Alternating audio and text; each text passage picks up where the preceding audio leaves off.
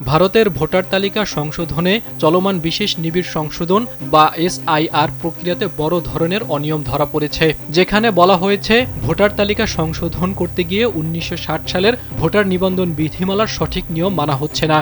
এছাড়া এ কাজ অত্যন্ত তাড়াহুড়ো এবং অগোছালোভাবে করা হচ্ছে, ফলে হাজার হাজার মানুষ ভোটার তালিকা থেকে বাদ পড়ছে। আর এই চাঞ্চল্যকর তথ্য উঠে এসেছে জুরি প্রকাশিত এক প্রতিবেদনে। গত ২০ ডিসেম্বর নয়াদিল্লির কনস্টিটিউশন ক্লাবে ভারত জোড়ো অভিযান PUCL এবং NAPM আয়োজিত সর্বজনীন প্রাপ্তবয়স্ক ভোটাধিকার রক্ষা বিষয়ক এক জাতীয় সম্মেলনে জুরি সদস্যরা স্যান্ডেলিনা সো রূপচর্চায় আভিজাত্য। রাজস্থান, মধ্যপ্রদেশ, ছত্তিশগড়, বিহার, গুজরাট, তামিলনাড়ু, গোয়া এবং উত্তরপ্রদেশ রাজ্যের মানুষের অভিজ্ঞতা শোনেন।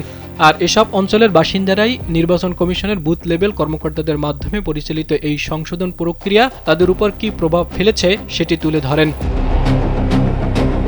জুরি বোর্ড জানিয়েছে, নথিপত্রের উপর অতিরিক্ত নির্ভরতা এবং ২০০৩ সালের ভোটার তালিকার সঙ্গে সংযোগ খোঁজার কারণে সাধারণ নাগরিক, বিশেষ করে অভিবাসী, দরিদ্র এবং যাদের স্থায়ী ঘরবাড়ি নেই, তারা চরম সমস্যার মুখে পড়েছেন। এছাড়া অনুপস্থিতি, ধর্ম, পরিচয়, জীবনযাত্রার মান, বয়স, এমনকি লিঙ্গের ভিত্তিতে বৈষম্যমূলক আচরণের কারণে অনেক প্রান্তিক মানুষ এই তালিকা থেকে বাদ পড়েছেন। রাজস্থান ও মধ্যপ্রদেশ রাজ্যে দেখা গেছে অনেক কৃষি শ্রমিক কাজের প্রয়োজনে অন্য রাজ্যে থাকায় বাড়িতে অনুপস্থিত ছিলেন। ১৯৫০ সালের জনপ্রতিনিধিত্ব আইনের ১৯ নম্বর ধারা অনুযায়ী তারা ভোটার হওয়ার যোগ্য হওয়া সত্ত্বেও তাদের নাম তালিকা থেকে বাদ দেওয়া হয়েছে বলে অভিযোগ উঠেছে। এছাড়া ছত্তিশগড়ের বস্তার অঞ্চলে নিষিদ্ধ মিলিশিয়া গোষ্ঠী সালোয়া জুডুম এর সহিংসতার কারণে বাস্তুচ্যুত হাজার হাজার মানুষ তাদের নাম নিবন্ধন করতে পারেনি।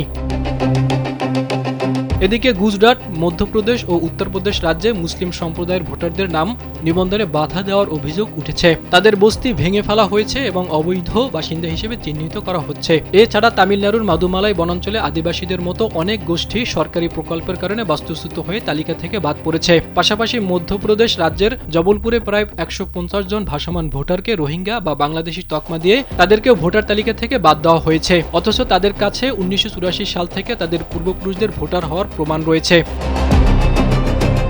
এছাড়া ভোটার সংশোধন হালনাগাদে অনেক জীবিত মানুষকে মৃত দেখিয়ে তাদের নাম তালিকাভুক্ত করা হয়। দেশটির বিহার রাজ্যে জীবিত থাকা অনেক বয়স্ক মানুষকে মৃত হিসেবে দেখানো হয়েছে। এর ফলে তারা বৃদ্ধ ভাতা পাওয়া থেকে বঞ্চিত হচ্ছেন। একইভাবে গুজরাটের আহমেদাবাদেও ১,২০৬ জনকে মৃত দেখানো হয়েছে। জাহিদুল ইসলাম, কালবেলা।